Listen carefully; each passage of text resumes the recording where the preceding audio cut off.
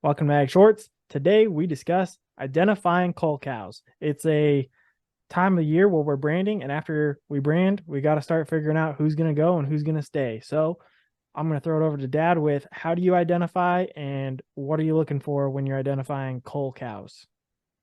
That's a good question. I mean, it kind of depends on the time of the year too. And you somewhat alluded to that with, after branding, you're looking at what does that calf look like? What kind of shape are they in? Or do you get a cow that's starting to have a real small calf and raise a small calf? If she is, and she's a little older cow, it's time. The production is going down. So that's a big one. That's kind of a major one that, everybody looks at. It's like, if you're just producing puny calves, now it's time for you to go do something else somewhere. So that's one thing. And you're always looking at these cows. You're constantly taking a look at them, doing a once over, and everything from the ground up, looking at their feet, how they're putting on weight or not, keeping weight.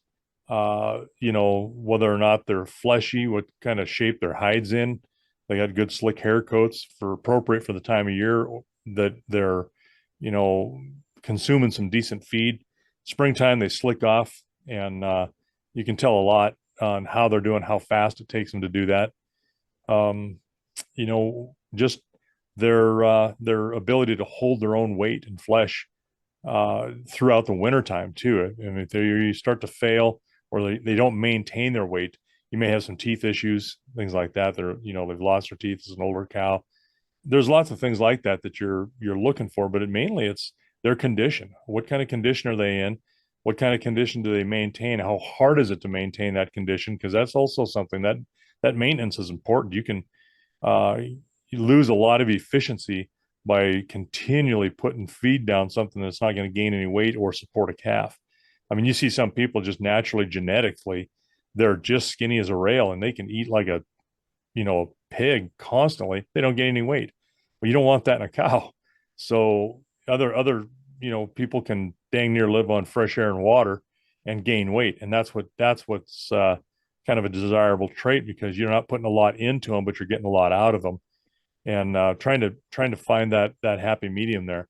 Um, During the wintertime, I'm looking at who's doing what the same way. How's their movement?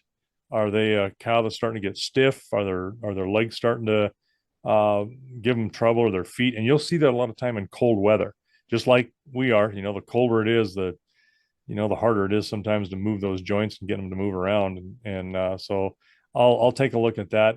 And sometimes you'll push a cow an extra year. If she's still producing a good calf, and she's doing okay and she's not in any kind of pain or anything, I'll keep her. Uh, but you're just getting the most out of that animal that you can. I don't like keeping anything around that's not feeling good, that's ailing in some way. Because if they're not moving fast or not moving well, say for feet, for instance, and that's always a big one.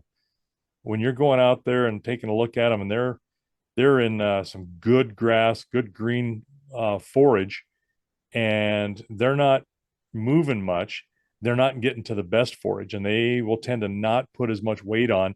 Consequently, they're not milking as well, and that calf will not be as thrifty as well. So nutrition is everything. The ability to move and get to good and better and pick the best feeds at the early times is something too. Cull cows on attitude. We just did that one. A great cow. God, I liked what kind of calves she produced, but she was just getting where she didn't want to go up a chute or an alleyway. And I don't blame her. I get it. Nobody wants a cold wand stuck up their hind end, but she would run over you, and she got pretty belligerent the last 2 years. I gave her a chance last year, and this year she was the same way. And Braden was with me.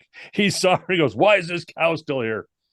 You need to get rid of her." And he was right. And so, Don't tell sometimes you him got to that. do that too. You got to cut some of the good with what is not as good. So attitude's a big one as well. That's some of the stuff we look for after branding and looking forward to the end of the season sales.